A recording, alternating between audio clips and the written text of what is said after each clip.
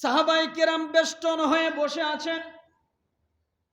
বনু সালাম গোত্রের ব্যক্তি, বেদুন গ্রাম্য মানুষ এসে জিজ্ঞাসা করলেন, তোমরা কাকে গোল করে বসে আছো? ডাক দিয়ে বলেন, আমাদের মাঝে উত্তম আদর্শ আমাদের রাসূল আছেন, আমরা তাকে দেখে তার কথাগুলো শুনে শুনে আমরাও সোনার মানুষে পরিণত হতে চাই।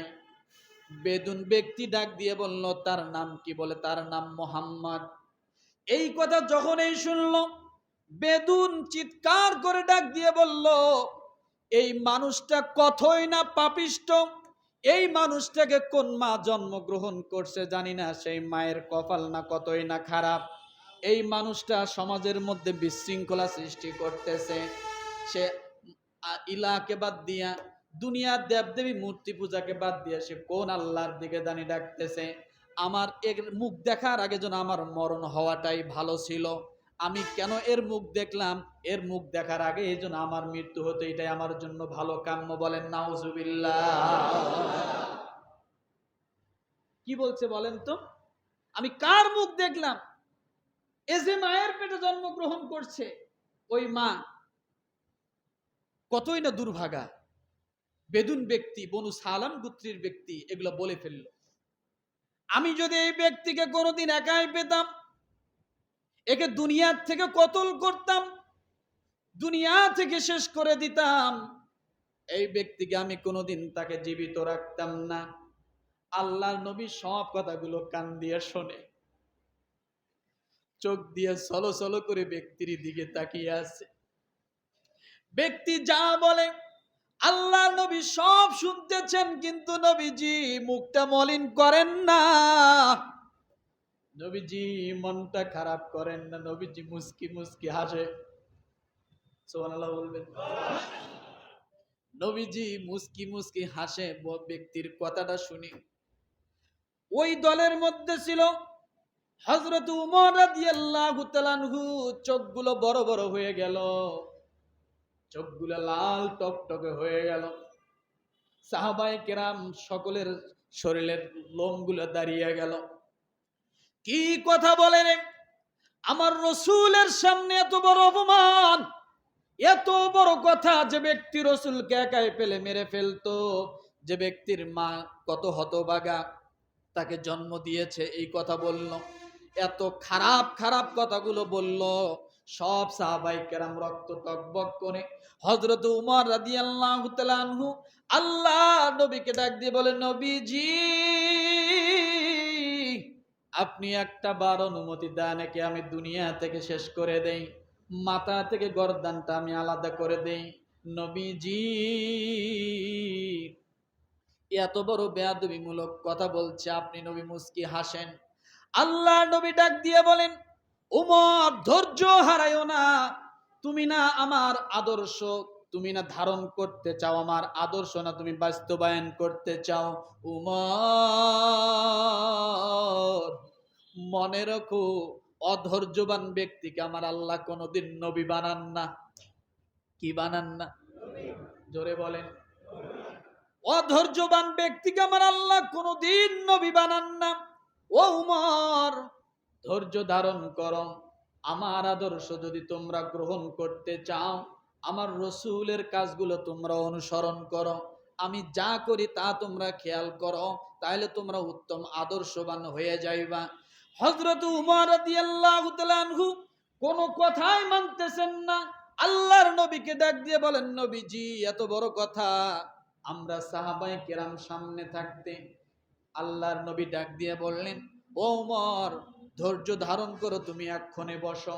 হযরত উমর রাদিয়াল্লাহু তাআলা আনহু যখন বসলেন, ওই বেদুন ব্যক্তি, বনু সালাম গোত্রের ব্যক্তি সব কিছু দেখতেছেন, কিন্তু ব্যক্তিটা ওখান থেকে আর যায় না। আল্লাহর নবীর সামনে দাঁড়িয়ে গেলেন, দাঁড়িয়ে ডাক দিয়ে বলেন, ও মুহাম্মদ তুমি কি নবী দাবি করো? বলে, হ্যাঁ আমি অবশ্যই নবী দাবি করি। আমার ভাইরা, বনু সালাম গোত্রের ব্যক্তিটা এবার নবী মুহাম্মদ রাসূলুল্লাহ সাল্লাল্লাহু আলাইহি ওয়াসাল্লামকে ডাক দিয়ে বলেন, ও নবী মুহাম্মদ তুমি শোনো, যদি সত্যিকার তুমি নবী হও, তুমি বলো তো দেখি আমার এই যে থলের মধ্যে এখন বর্তমান আমার থলের ভিতরে আমার ব্যাগের ভিতরে কি আছে তুমি যদি বলতে পারো তাহলে তুমি অর্ধেকটা প্রমাণ দিবা, আমি তাহলে বুঝবো তুমি অর্ধেকটা আমার কাছে প্রমাণিত হয়ে যাবা নবী।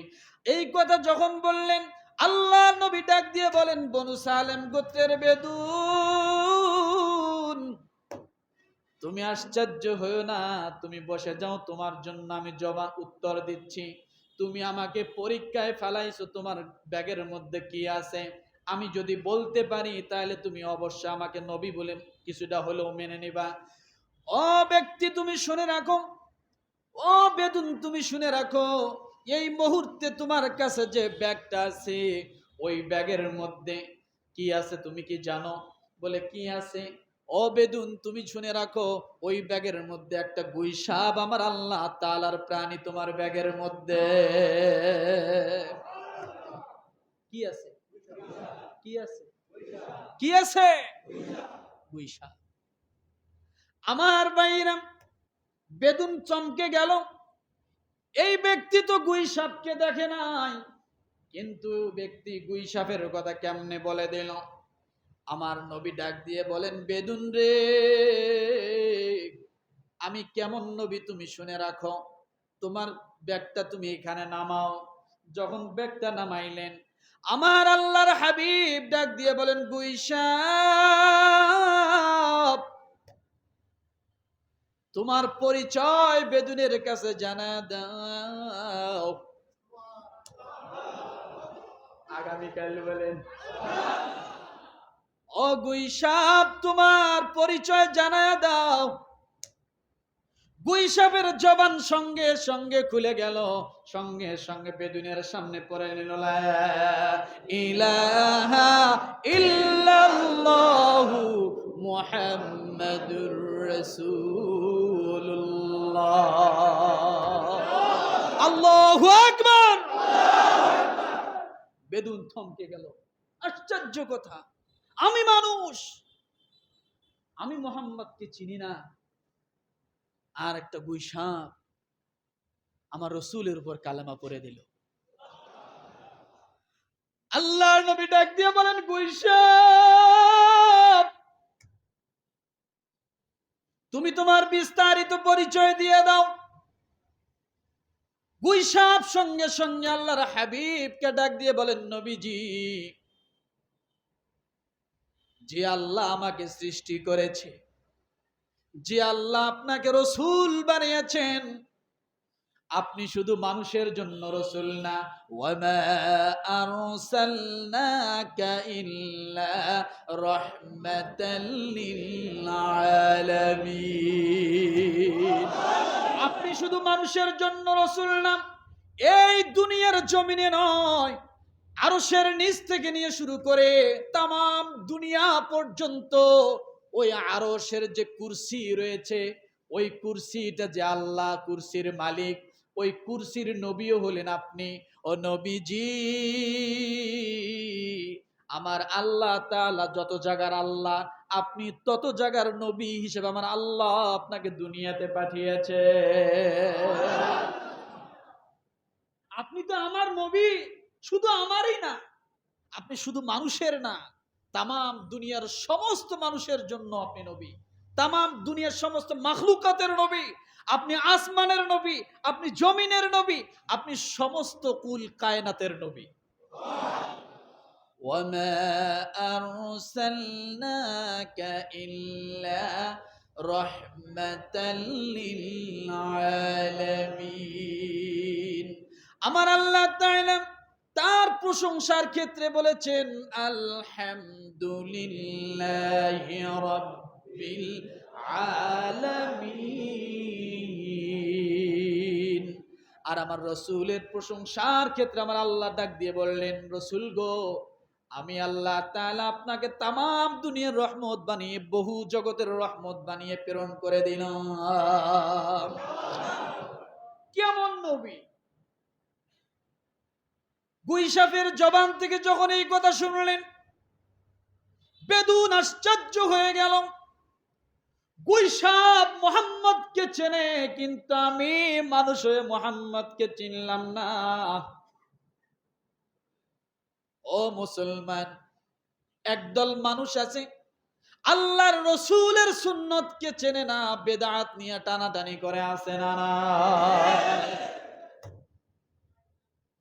আল্লাহ রসুলের সুন্নত পালন করতে চায় না, আল্লাহ রসুলের ইত্তেবা করতে চায় না। কিন্তু রব্বুল আলামিন রসুলের সুন্নতের ইত্তেবার সঙ্গে আমার আল্লাহ তাআলার সম্পর্ক কিভাবে জুড়ায় দিয়েছেন। কুল ইন কুনতুম তুহিব্বুনাল্লাহা ফাত্তাবিউনি ইউহিব্বুকুমুল্লাহ ওয়া ইয়াগফির লাকুম যুনুবাকুম ওয়াল্লাহু গফুরুর রহিম। রব্বুল আলামিন দুনিয়ার মানুষকে ডাক দিয়ে বলেন, ও দুনিয়াবাসী, তোমরা শুনে রাখো, তোমরা যদি আমার ভালোবাসা চাও, তোমরা যদি আমি আল্লাহকে ভালোবাসতে চাও, আর আমি আল্লাহর ভালোবাসাটাও যদি তোমরা পেতে চাও, তার মানে তোমরা যদি জান্নাত পেতে চাও, তোমরা যদি নিয়ামত পেতে চাও, তোমরা যদি আমার মোহাব্বত পেতে চাও, তোমরা যদি আমার ভালোবাসা পেতে চাও, ও দুনিয়ার মানুষ, তোমরা আমার রসুলের সুন্নতের ইত্তেবা করো। আমার রসুলের একটা সুন্নতকে হলেও তোমরা জিন্দা করো, আমার রসুলের সুন্নতকে তোমরা ভালোবাসো, তাহলে আমি আল্লাহকে ভালোবাসা হয়ে যাবে। আর যদি আমার রসুলের সুন্নতকে তোমরা ইত্তেবা করতে পারো, ওয়াল্লাহু ইয়াগফিরুয যুনুবা জামিআ ইন্নাহু হুয়াল গফুরুর রহিম।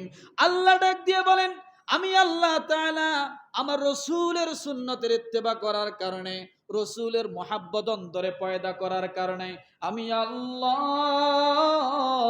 তামাম জিন্দেগির সব গুনাহ আমি আল্লাহ মাফ করে দিব। কি করবে? কি করবে?